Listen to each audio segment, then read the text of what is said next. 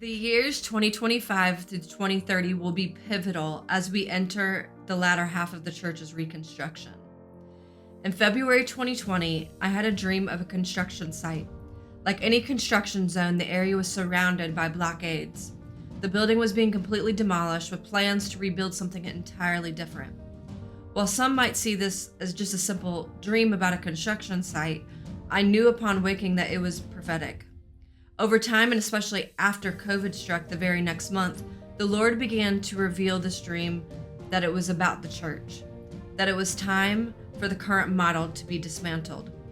A reformation was underway, and as many other people, pastors, leaders, prophets, have since confirmed that sense, the Lord also showed me that the next decade would be deeply significant in this transformation. While I won't share all the details of the dream right here and now, it's too many details, but I do want to share what I feel like the Lord is saying for 2025 through 2030. So I want to focus on what God has revealed to me for 2025 leading into 2030.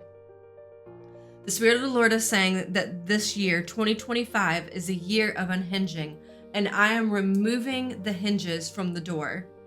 The doors of familiarity, safety, security, and self-ambition, tradition are being taken away. In their place, new doors are being opened.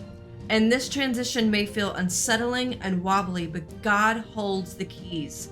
And our role is to obey, walk through these doors, and step into his unfolding plan. Now, the word unhinged means to be highly disturbed or unstable.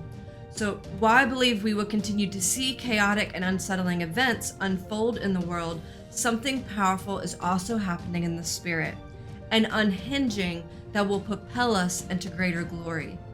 God's people will be making radical decisions regarding their personal lives, ministries, and churches.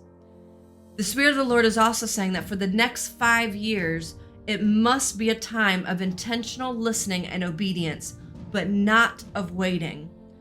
He says, I have been stirring the hearts of ministers, pastors, and leaders for the past 5 years, allowing ample time for change to be made. And as the church continues through this reformation, diligence will be essential. This shift will demand full commitment from the body of Christ. 2024 was a testing ground for many, requiring them to overcome immense obstacles.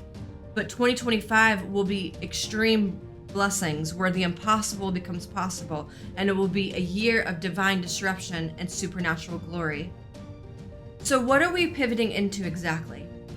I believe that he's telling us that we are stepping into a new era where God's people will become undignified in their pursuit of him, sacrificing agendas, plans, time, and resources to advance his kingdom.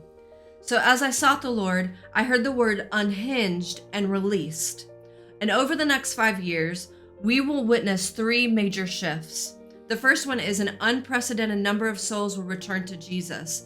And I know that we've heard this a lot, but I'm not talking about just people going through salvation prayers, but through genuine transformation, encountering the power of God's love. The second thing is churches will unite across denominational lines, coming together in worship and prayer.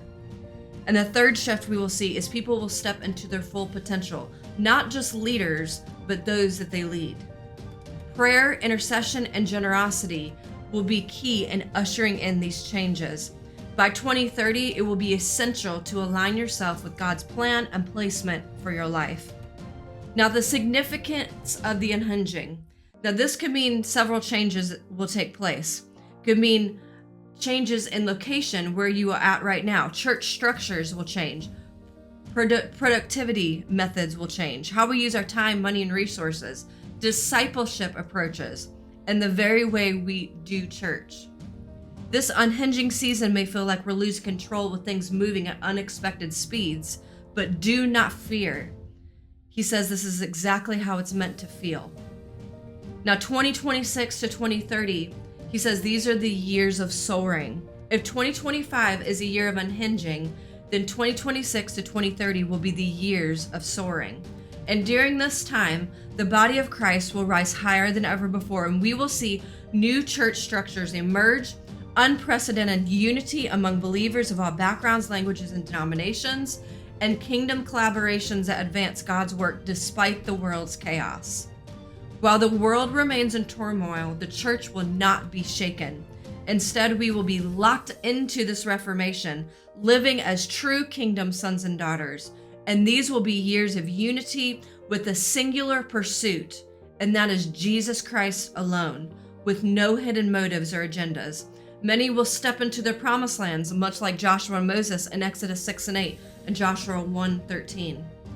We need to embrace this unhinging.